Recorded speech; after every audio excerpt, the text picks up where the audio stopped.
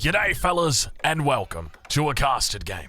Sporting in on the west side of the map, playing in the color red. Is it Beastie Cutie? Is it a Baltimore? It is indeed a Baltimore Cutie. This is the Muslim. He's a little bit special at the moment, playing under a different name. I thought we'd give him a cast because over on the other side of the map, we got him playing against the Teal Abbasid Matiz. That's right, we got two of the world's top players playing at the moment on the ladder on Lipany. An amazing map, and I'm looking forward to this game because we've got ourselves the potential. The potential for trade. Take a look at this down here in the bottom corner. The best trading post you can get. Smack bang against the edge of the map. That's what you love to see, unfortunately. Not for Matiz. He's not going to be doing it. Now, I guess my question is, will we dare see Abbasid trade today? I'm waiting for it. I want to see Abbasid trade. I don't know whether we're going to get it. But I'm looking forward to it. But before we do get into it, ladies and gentlemen, it is my pleasure to shout out right now our sponsor for this video, Raid Shadow Legends. I love strategy games. I love RPG games. If you put them together, what do you get? You get Raid Shadow Legends, baby. Raid is back with a huge update, and I'm going to tell you all about it. Use my QR code or links below to download Raid yourself to your mobile phone or PC. I always loved elves. They're my favorite in any fantasy setting. I used to play Warhammer as a kid, and the Eldar were by far my favorite. The elves in Raid are pretty awesome. They formed civilizations thousands of years ago, surviving orc rampages and the collapse of the Lizard Man Empire. Then Cyril got into their heads and created the Dark Elves. These guys were obsessed with power, and they tried to convert the whole kingdom of Aravia to shadow magic. They got caught out though, and the whole kingdom descended into civil war. It was brutal, but in the end, the Dark Elves got exiled, and Aravia rebuilt as best they could. And they did it pretty well, since now the kingdom of Aravia is the brightest, richest, and most powerful country in the realm of Teleria. So what's new in Raid? This month, there is a huge update, bringing a brand new faction into play, the Sylvan Watchers. With some amazing new champions, Forest Elves, Ants, Druids, Fays, they're all here, and they're all ready to be summoned. And if that's not enough, Raid's got a full lineup of events, along with a new season of the Forge Pass, where you can get your hands on some of the most powerful gear the game has ever seen. Also, if you're an Amazon Prime member, you can get your exclusive rewards in Raid right now. But there's more. New players. Use my link or scan the QR code right here and get a free starter pack worth almost $30, a free champion, Aina, and also this cool in-game loot. You'll find your rewards here in your inbox for the next 30 days only, so be quick. Once again, a huge shout out to Raid for sponsoring this video. Now let's get back to the action. All right, well, I think that's the biggest question for me, is whether we're going to see Abbasid trade. I'm kind of waiting for it, right? Because when you think about it, Abbasid, what's their strength? It's fresh foodstuffs, but that's not it. There are other bonuses that the civilization does technically have access to. It's just, I think people just kind of fall into this, not burden necessarily, but this kind of pigeonhole strategy towards it, because we've thought as fresh foodstuff, or we've thought of fresh foodstuffs as being the sort of the be-all and end-all when it comes to strategy, when it comes to diversity. It's kind of like a one-trick pony civilization, realistically, the Abbasid dynasty.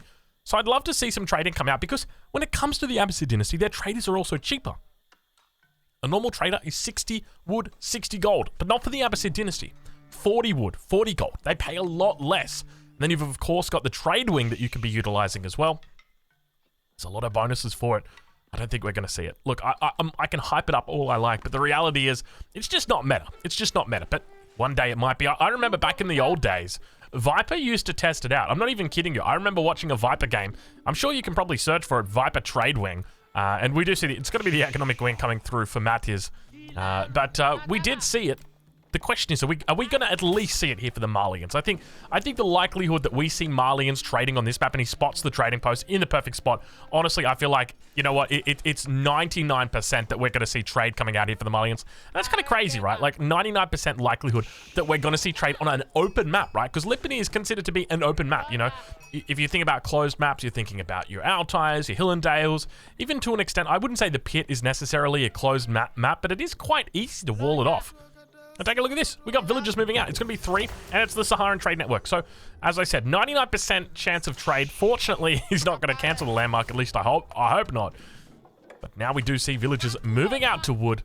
Slowly but steadily going to start collecting those resources. And judging by the fact he's going so heavily on wood early, I think we might actually have some early trade coming in. You know, often when you think about trade, right? Normally the way that, for me, it's like your enemy's going to scout your trade. and they're going to do everything that they can to stop your trade. And so because of that, you kind of got to delay your trade so that you can get a solid defense in, whether that's walls, whether that's units, you know, javelin throwers and whatnot to deal with the enemy units. But I think there might be a different play style coming in here because we're up against the Abbasid dynasty, right? And this is a civilization that, well, they love to boom. And this is, I think, where it gets dangerous for the Abbasid dynasty because you can't just be booming against a guy that's trading. It's not possible. It's not viable. It's not legal, or at least it shouldn't be.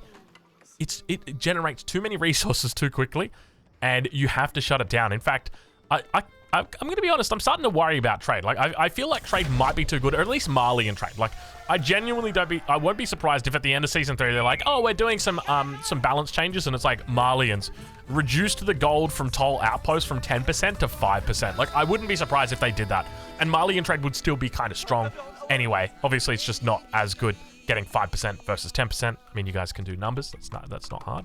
But we'll take a look over at the base of Matiz now. Matiz, and get a bit of an idea what is going on. We do have a fresh foodstuffs coming in.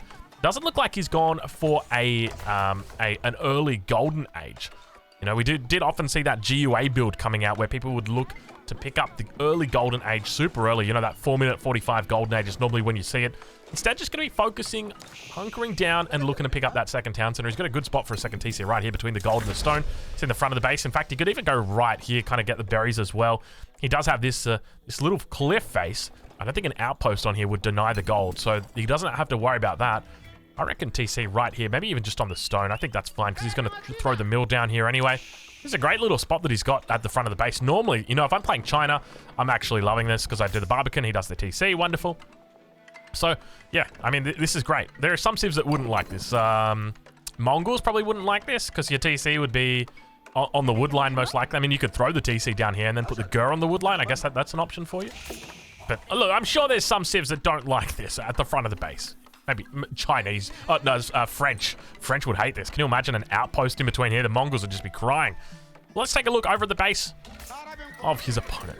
How are we doing? And look at what we got here. We got double markets already coming up. Market in the corner. Triple market. 6 minutes into this game.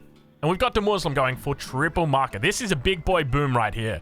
This is a big boy trade boom. Now, you've seen those crackety here booms. You know, I remember the game that he played. What was it? Mediterranean. Remember the game, the crackety played on Mediterranean where he kind of opened up on water. He's like, yeah, I'm fighting water. And then at one point, he's like, you know what? I'm going all in. And he made like 10 markets. Probably 10. Yeah, I think that's probably a reasonable number. 10 markets. Not going to be the case here. Obviously, you can't support 10 markets at this point in the game. But you can support 2. And if you're lucky, you can occasionally support the 3rd one. And look at this. We've already got outposts starting to come up, or rather toll outposts starting to come up. Now, when it comes to placement of the toll outposts, 4 tiles away. A lot of people, me included, used to think that, you know, you need a big gaps between these bad boys. I was watching Salami play. 4 tiles. That's it. That's the magic number that you need. 4 tiles of distance in between. You can see that they're going to pick it up and drop it off almost immediately. He's at 180 gold. That's quite literally the maximum gold that you can collect if you're going corner to corner. You cannot get a higher gold than that.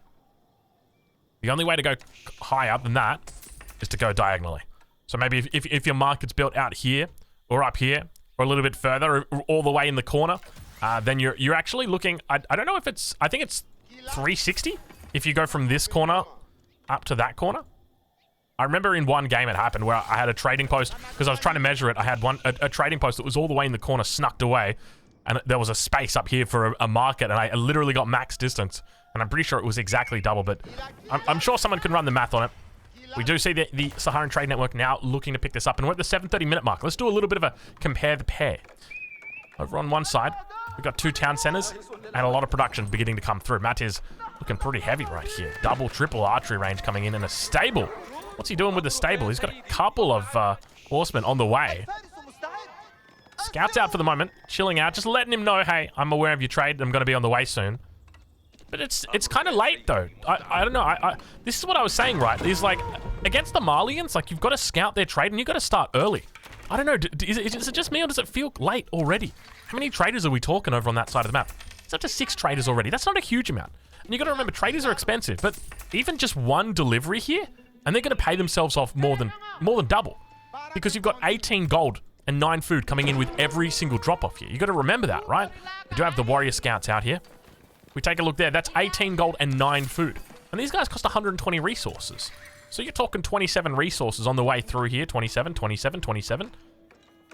That's a pretty penny. That's 81 resources right there. And then, of course, the Saharan Trade Network. By the time they actually start dropping off all their resources, they've paid themselves off already. And then it's 180 gold for you up front. That's pretty wild. Not gonna lie, that's pretty wild.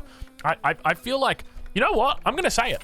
I would be scared as China going 2TC Song Dynasty against Malians. If I knew a Malian guy was trading, or a Malian girl, or a Malian envy for that matter, any player who feels the desire to play Malians, if they play it at a competent level, and they play with trade like this, and the way that the Muslim is doing, in that he's basically said, I'm not going to make units, I'm literally just going to make traders, and let's meet at the 10-minute mark, and then we'll see what's going on.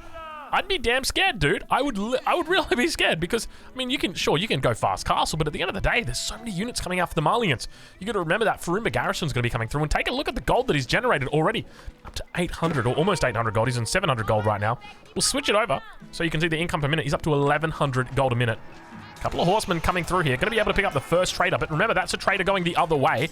It's already dropped off its 180 gold. It's already picked up all of the gold along the trade route. These are the ones you want to be going for. Don't be going for the traders going the other way. You want to be getting the ones on the way that are coming in. And it looks like they're going to go down. At the same time, a bit of a push coming through. Wall does come in, but there are units behind it for the moment. Looks like he loses a single villager. The 2 traders going down. Not a bad loss for him, honestly. The fact that the integrity of the trade route still remains, it's yet to be compromised, and we do see an additional market coming in. He's looking to go big league when it comes... Oh, and a second additional market. That's 4 markets now coming in. And look at this. Villagers moving out. He's got to be careful. I think he's got the textiles. No textiles. Why are these archers doing no damage? Because they only just got their +1s in. Just then, that's why. But look at this. We got some sofa. We got some warrior scouts coming in. Looking to swing their swords, swing their axes. I'm assuming they got swords. They got timbers. And our sofas have got spears. It doesn't really look like a spear to me. I'm going to be honest. This is anything but a spear. You know what? Spears are one of those versatile things, right? Like, you could have a Guinsu and be like, this is a spear. And, all right, sure. You do you, fam. It's got extra bonus. Farimba Garrison coming in. 1054. Pretty early here on the age up, considering he's got trade and considering he's going heavy cavalry. Now, I think the question is, what does he go when he gets up? Now, I know a lot of people have been talking trash about the Musofati warrior, but I genuinely think this unit is sleeper OP. Because on paper, the unit loses to the archer. But in reality, I don't think it does. I genuinely don't think it does. I mean, the archers do well if they're microed effectively, but if you use stealth, if you get a good surround, if you outnumber them even like, you know, 1.2 to 1, you're going to have a good time. You're going to have a really good time. And keep in mind, these guys are cheap. These guys are really cheap. We'll have a look at the barracks right here. I think it's 50 food, 30 gold. Barely anything. And look at the trade now coming through. He's got no traders trading at the moment, or at least making in the queue. But he's got 17 out so far. Even 17 traders, you can see he's up on 1350 gold a minute. Look at this, we've got a little bit of a push coming in on that north side. I definitely feel like Matiz hasn't pressed the agenda when he definitely should have been. He's sitting on 32 population compared to the 5 military pop of his enemy. That's a big difference. 6 times the military pop. Not a whole lot of spearmen though. And he knows his enemy's gone for a heavy cavalry comp here. It's going to be Musofati coming out. As suggested, as elected. And another barracks getting dropped. I think this might be it. I think this might be it. Do not be surprised if you see in the balance patches Musofati getting nerfed. I am not serious. Sorry, I am not joking. I am serious. Let's rephrase that, because that makes a bit more sense. You want to go for this one. Good job. Always go for the returning trader, or rather the trader with gold in his pockets. You see that? How that trader's got gold in his pockets? You want to kill him. There is a bug that sometimes happens where these traders don't have gold in their pockets despite carrying the gold. But I assure you it's rare and involves garrisoning the traders inside the outpost. And speaking of outposts, Toll Outpost with a Springer placement coming through. This one's already upgraded, but we do see double battering ram coming in. Keep in mind, Abbasid Dynasty for Matiz means he doesn't have to research siege engineering. He just gets that I was going to say that shit for free. So I'm just going to say it. He gets that shit for free. Musofati numbers, not terrible right now. 25 Musofati out here. No stealth coming in. No need. Looking to fight up against the front line here. A little bit, I'd almost be tempted to say a little bit of a mistake. I'd love to see him just come around and look to take out the archers head on. Kind of just leave the spearmen alone and just focus on those archers. You can see how much damage those archers do. But it looks like Sofa coming in as well. So he's got a handful. 2 or 3 so far at the moment. Going to turn around, fight that battering ram. And now the kiting comes in. Looks like a nice little attack move here from Matiz. And you can see him actually shredding through the Musafati, but you just wait until +2 ranged armor comes through. All of those sounds that I'm hearing right now are Musafati spawning? Is that what that is? I can just hear this constant voice, this vocal call in my headset. And it's... Dude, look at the Musafati, dude. Look at the way that they swarm. It's crazy, dude. I genuinely feel like this unit is like a Zergling or a Baneling. Well, it doesn't really explode, so it's not like a Baneling, but it's more like a Zergling. Like, look at them coming in. More over from the west, more from the south. He's got so many Musafati, up to 24 Musafati hitting the front lines right now. Literally Zerging his enemy, looking to try and get this around. And this is what I mentioned, right? Like, when you're on the run, you're running for your damn life, dude. You're trying to pump archers out here, but it doesn't even matter because the numbers are so good, and you've got that huge economy behind it, so you can just pump non-stop. You can literally just make 100 of these units and just laugh at your enemy. There's nothing they can do. What do? I mean, they make 100 archers. You just kill them with mangonels, probably. But that's a different ball game. Spearman out, horseman. He's trying to pull everything back. Villagers also going to get involved here. He's going to be looking for a bit of safety underneath the town center. No villagers popping inside just yet. Archers on the backside. Able to take down the majority. Do the majority of the damage, rather. Needs to make sure he's not focusing down that sofa. Let that sofa live. Use the spearman, but look at the numbers here. The numbers just overwhelming. More and more Musafati looking to now zerg through the base of Matiz underneath the town center. He's looking to just cause a bit of idle time here and just clean up the rest. And now look at the difference.